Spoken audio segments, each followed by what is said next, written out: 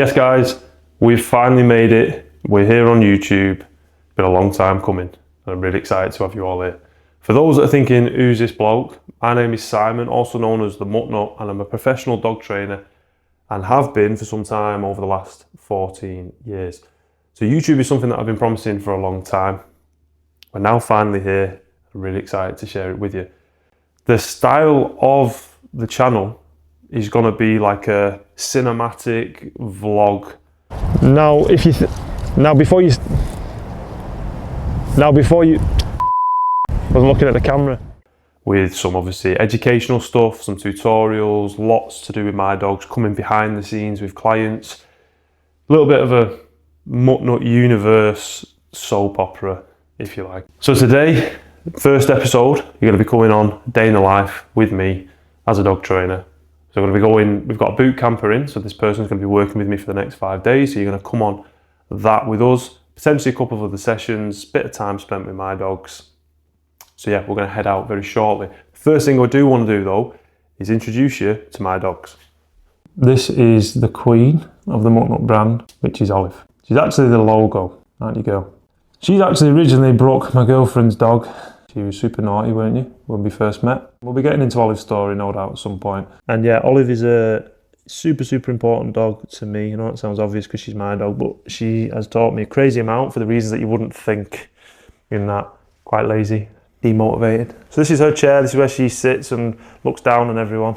This little girl's a little princess, but we got there in the end. Now, this is YouTube sensation, little Big Len, who some of you might know. Mainly because he was with a good friend of mine over at YCA, that's Olive's toy. And he spent some time living with them, so shout out to YCA. Originally actually a rescue, spent 3.5 years in kennels. He's 60% Malinois and then 40% bull breed pretty much. Do you mind? On camera, like that. He's actually not lived there for that long. I mean, he's been a very good boy. No, very handsome. Yeah? Very handsome. Yeah, you're going to be seeing a lot of these too. They work with me every day. They help lots of different dogs. So yeah, it's enough waffle for now. Let's get on with the day.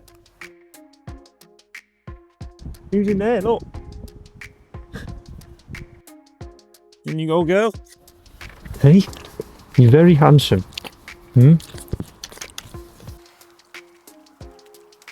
So we're just heading out. I've got a boot camper with me this week. So basically what that means is they work with me for 5 intense days. So this dog in particular, you're gonna see, lovely dog, very intense dog. He's a Springer, tons of energy.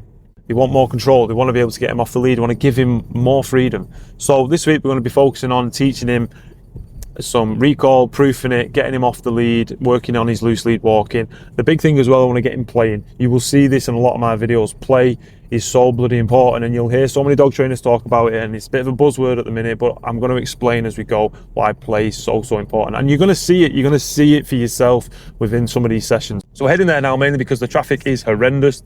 Normally the boot campers come to me, but they're not that far away, so the traffic is in the other direction. So we're going to head up to her and we're going to do our first session, and then we're going to have another session this afternoon. Going to nip and see another client middle of the day who's on the 10-week program. This is Barney. He's in for 5-day boot camp. We're going to be looking at getting him off lead. There we go, right on cue. Thanks, mate. But he's got a lot of beans in him, as you can see. He's working line. We want to get him off. Mum's desperate to get him off, to give him more freedom and a better life. So we're going to try and get him playing. Bit of 50-50, give him some shit back. Move away, clap him in, clap him in. There you go, nice. Gonna get it? Go on, bruv, get it. Hey, good boy. Good boy. That's it, keep going. Right, end it. All done. Tell him all done. Nice. Okay, right, straight into e-collar stuff. Right. So all you're doing, let him be, let him, like, I'm just going to walk with you. You're going to recall, you're going to tap, tap, tap. We're on level 3, yeah? Again, preferably when he's not looking at us. Tap, tap, tap, tap, tap, tap, tap. Yes, nice. Wait. There you go. Yes. Nice. Good boy. Big jackpot for that. 1, 2, 3, 4, 5. Like big jackpot. Nice. If you walk towards my car and walk back and forth from there. Don't need to name it yet. We name it once he knows the pattern properly. If you have to turn around a few times to begin with, that's fine. Yes. Nice.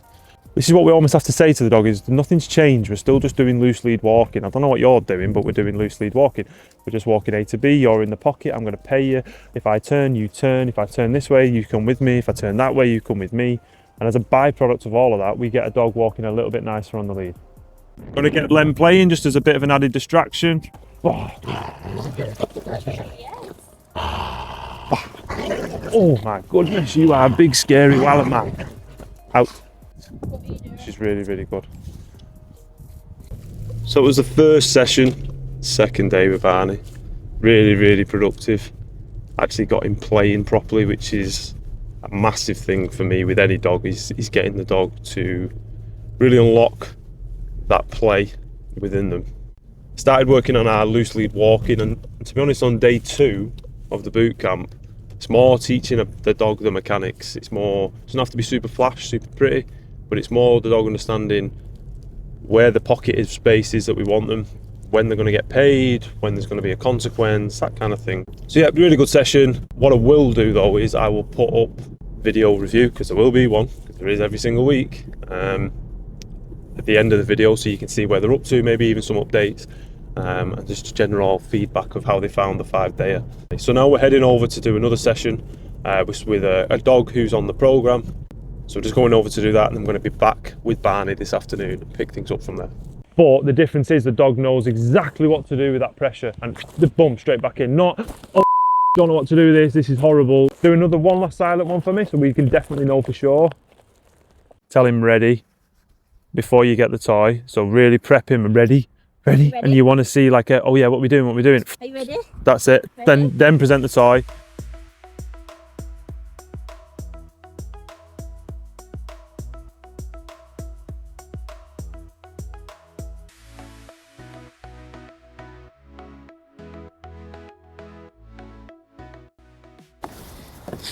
Put your daft suit on.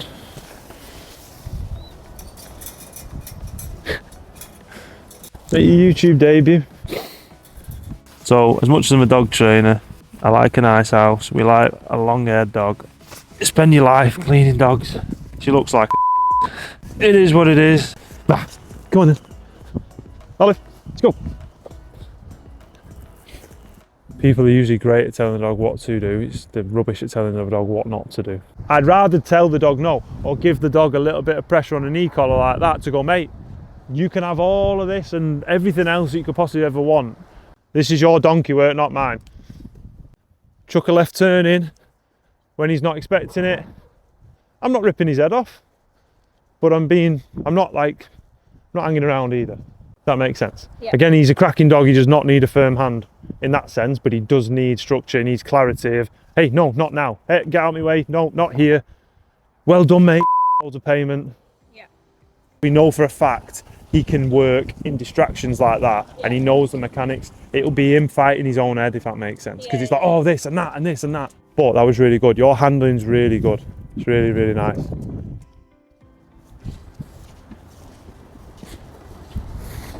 So like the dogs that you'll have seen working with today, you'll notice that we're working with e-collars. This can sometimes be a controversial or sensitive topic, and this is coming from someone that previously was very, very anti-e-collar. I then effectively changed my mind, wanted to start using them, but understanding how to actually use them. And when I did, it was literally game changing, because I was like, this is not what I've been told. And working in the organisations that I previously worked in, I was always told they were the devil, you shouldn't use them, you're gonna break the dogs and traumatise them and so on and so forth. So I never touched them for years, and I always discredited and always badmouthed them. When I actually started to learn about them, and I was just like, oh wow, this is not what I thought it was. And what it allows us to do is get so many dogs off lead that have never been off lead before. And we want to be very careful to begin with, to make sure we're not getting any crazy fallout with the dog. I want the dog to feel it, yes, but understand it, know how to turn it off, still come back to mum or dad, take the food, play with them, and so on and so forth. Now, sometimes the level is going to be too low, therefore I need to put it up. But at that point of the training, the dog knows what this is, how to turn it off, so that it's not just a detonator and the dog's bang, bang, and the dog doesn't know what to do. The dog feels it and comes back. So we get reliability. So that it makes your loose lead walking easy. It makes the aggression easier to deal with. Resource guarding fades away a little bit. These aren't all guarantees, but my point is that if the dog has got the ability to distribute a lot of their energy by getting daily off lead time, it is an absolute game changer. And this idea that, you know, your dog should be on the lead or on a long line, for me, just does not cut it. It's not enough. Dogs are here for 12 years on average. I want my dogs and people that work with me off lead as much as possible. So e-collars are something that I massively promote. Use properly, use appropriately with someone that knows what they're doing, because this is a delicate process, particularly with sensitive dogs, particularly with dogs that are I've got a lot of nerve in them, something that I do a lot of. You have to be careful. You have to make sure that the dog understands what we're doing. There's no major conflict or fallout with the dog, because we need the long-term results of the dog coming back and listening to us, eating, playing, so on and so forth. So you're going to see me using these a lot, and this is one of the biggest game changers to being able to give dogs better life and more freedom.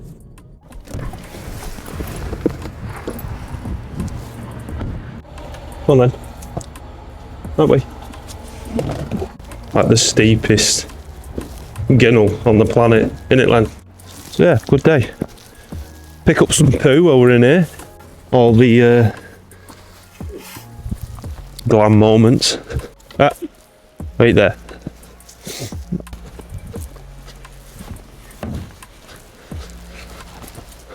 For those that followed me on Instagram, you'll know there is a private river down here, isn't there, bruv? Okay, come on, we'll show you. So we moved in the house end of 2024. This was literally all just completely covered in this. And then I got trimming it and got to about here, and then my mate came and just literally set off walking with a chainsaw. And then well, you'll see. So yeah, we made this little path. There is Olive's River. In you go. Come on, go see. Come on, go boy. Len, you're a PSA dog, bruv. Get in. Go in. Come on, come on, go on. There we go. Oh boy. He's actually not been down here yet. But in the summer, Olive was just about up and down here. Before he starts up, Jacob, who had him before, did also have his own river. So I'm just going to say it now before he starts the comments. Yes, alright, your river's better than mine. Because he will say something. Come on mate, let's go. Right, come on, let's go and get the fire on. As it's freezing and that's his snow forecast as well. You been a good while I'm out today? You been a bit of a naughty one? Yeah. Come on then, let's go. Wait, that's not wait, is it? That's the opposite. Okay. When I actually used to live in Norway, dog sledding, just constantly be just lighting fires. We're going to use our own wood as well, aren't we, Len? Me and you chopped up. So if you get a piece of kitchen roll or paper of some kind, you twist it, just means it burns a lot slower. You can do it in 2 pieces if you want. And I just leave a little tail out so I can light that. And then what you're going to do with your kindling, you're going to have a game of a Jenga with yourself. Then all it does is just creates a nice chimney. The fire will come through. So I've been training dogs for about 14, well, I've been working with dogs for 14 years. Like a lot of people, started out volunteering at rescues, ended up working for guide dogs, stayed there for a few years, dog sledded in Norway for some time. I've worked abroad, worked with dogs on the streets, street dogs, lots of rescues. And then 2018, the Ultimutt was born and the brand was launched. And yeah, it's been a bit of a roller coaster.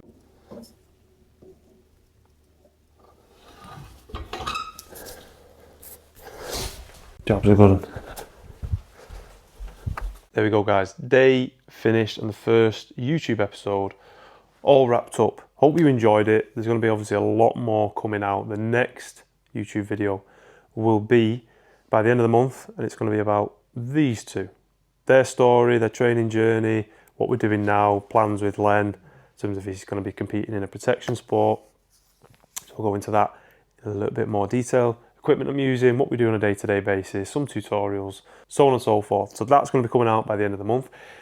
If you do want to see more video reviews, because I am a trainer that obsesses over showing you my work, showing you my proof, what my clients think, there are tons of video reviews, unedited, raw, long conversations about clients that have been either on the bootcamp, that have been on the 10-week plan, talking about their journey, what they've done, how they felt, how they feel now, what the dog's doing now. Because it's important to me that you understand what other people have gone through, where they are now, and ultimately that I'm not full of rubbish. If you want to get involved, if you want to get on the 10-week plan, if you want to get on a boot camp, again, links to both of those things underneath this video. You can either book in for a call, check out the reviews, or you can do it the good old-fashioned way and just drop me an email. So thanks for watching, guys. We'll see you in the next YouTube video. How do you think this week's been? Unbelievable. Unreal. Yeah, really good. But did you genuinely think we'd get where we get? No. You can be honest. No. Like, it twigged for me yesterday morning. Yeah. Like, after 20 minutes when we went on that other field. Yeah. I mean, you said it. I was skeptical, but I was like, I hope so, but I was just like, I don't see it. All right. Okay. And like, yeah. All right. I mean, I do this every week, but equally, like, it's been a good week. He's done unreal. Like, really, really good. I mean, if you think about where we were day one. Yeah. Pulling like crazy, literally like unmanageable, really. And off lead, like, has he ever been off lead? Only in enclosed fields. Yeah. Okay. We were like terrified of like even dropping his lead on the street because he would just bomb off and not come back. Yeah. So Opening the door, we was conscious because like people coming to the door in case he got out because he won't come back. Yeah. So like when you at the start of the week, obviously a bit skeptical. How are you feeling in general? And do you tether a bit with him? I know you love him, but like, do you know what I mean? He's a lot of dog in him. Yeah, like, just when we only had Loki, like, walks were enjoyable. Yeah. And then we probably haven't done enough of, like, we almost impacted Loki because we haven't really done walks for 2 or 3 years. We moved next to, like, a woodland park and then never used it. He's too much. Yeah. Like he's And too then like, much. so how do you feel now? Obviously, like, full transparency, he's not a robot. We've still got work to do, but in terms of like, he's off lead, he's walking nice. Like, how does it feel now in comparison? Yeah, a relief. I can't wait to take him next weekend. Yeah, like, so probably much like Wednesday, better. Thursday. I can't wait to just Like take him down there and see how he does. I feel more comfortable with Barney now than I do with Loki, who's always been off lead and trimmed. Like, I really am not worried, Not to be phased. honest. It's quite enjoyable, isn't it? Yeah, It's really, like a different experience, isn't it? really good. Yeah. It's been really good to see him off Good. lead and just enjoying himself being a dog. Like, that's what we've wanted all to we be able want. to give him. Cool. And then all we need really is just more play. Like, we just need the ability, and that's where like that's your homework really. So